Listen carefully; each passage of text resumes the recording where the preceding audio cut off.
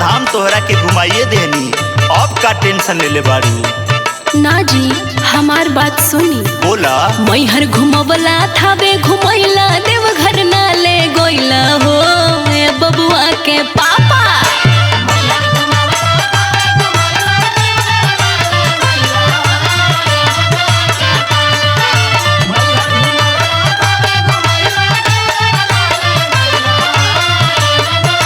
अरे मैहर घुमवला विंध्याचल घुमवला देवघर ना ले गोइला हो ए बबुआ के पापा।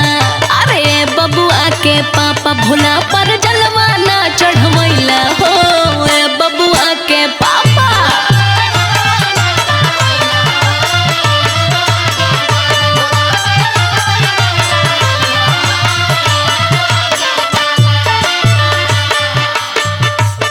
ए जी हमार मन भोले जी के भक्ति में लागल बा, उहाँ की शक्ति जरूर दे। अरे बाबा धाम जैला में बड़ी परेशानी होखेला, सुना हमार बतिया।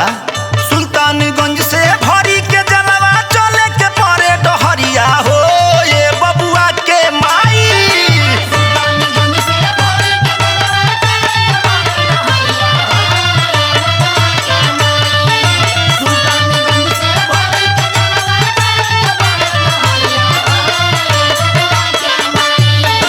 सुल्तानगंज से भरी के जलवा चले के परे डहरिया हो ये बबुआ के माई। और ये बबुआ के माई चलना पैबू लेके कमरिया हो ये बबुआ के माई।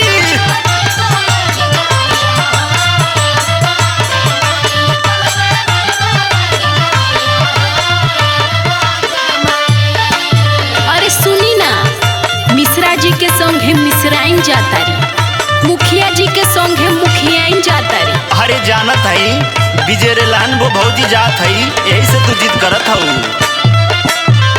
ए जी सुनी, बोला ना।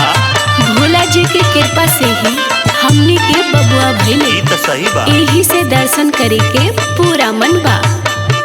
ऐसन लगाता बाबा हमनी के बुलावतानी।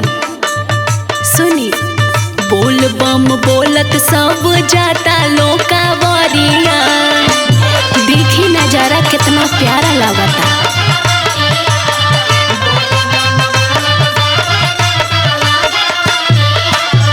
हमरो लला दोए सोइया गेरुआ रंग के साड़िया, हमार मन एकदम भक्तिमय हो गइल बा। भोले बाबा के महिमा निराला है। एही से ता बोल बम बोलत सब जाता लोकावरिया, हमरो लला दिए सोइया गेरुआ रंग के साड़िया। अरे रुपया पैसा के अभी परेशानी बहो। पिछलो साल कितना कहनी, बाकी रहुआ ना मननी। पिछलो साल कहनी तोहरा से त हमरा के डर कैला हो ए बबुआ के पापा।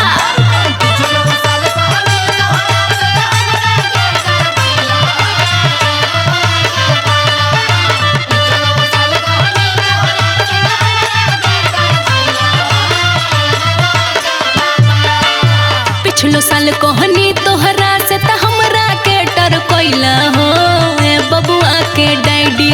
अरे बबुआ के पापा भोला पर जलवा ना चढ़वैला हो ए बबुआ के पापा।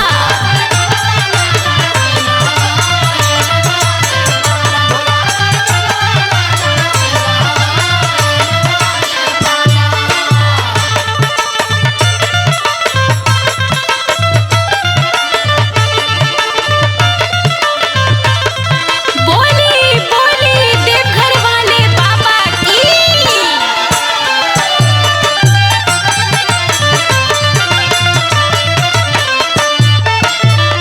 अब की कोनो बहाना ना चली, हमरा के रउआ देवघर लेके चली। अरे बात के तू समझत नहीं खू, खाली जिद करत रू। सुना हमार बतिया। बड़ी भीड़ होला दर्शन कोना पैबू धनिया।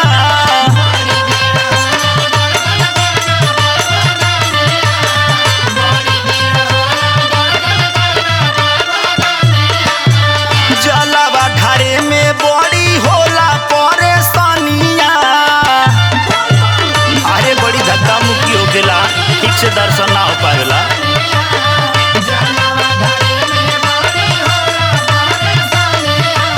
अरे बड़ी लंबी लाइन लागेला हो, बड़ी भीड़ होला दर्शन करना पैबू धनिया, जलवा ढारे में बड़ी होला परेशानिया।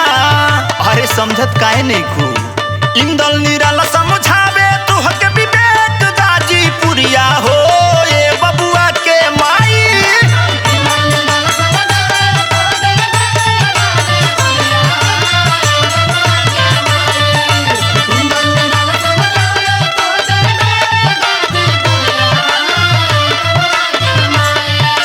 इंदल निराला समझावे तुहके विवेक गाजीपुरिया हो ए बबुआ के माई। और ये बबुआ के माई चलना पैबू लेके कमरिया हो ए बबुआ के माई। घर दर्शन ना करवैला हो ए बबुआ के पापा, चलना पैबू लेके कमरिया हो ए बबुआ के माई। घर दर्शन ना करवैला हो ए बबुआ के पापा, चलना पैबू लेके कमरिया हो ए बबुआ के माई। घर दर्शन ना करवैला हो ए बबुआ के पापा, चलना पैबू लेके कमरिया हो ए बबुआ के माई। चाहे कितनो परेशानी हुई त कहा, बाकी भोले जी के दर्शन करे और जल चढ़ावे हम जइबे करब। अच्छा ना मनबू त चला, तैयारी कर, बोल बम बोलत बाबा धाम चल। बोल बम। जय हो भोलेनाथ।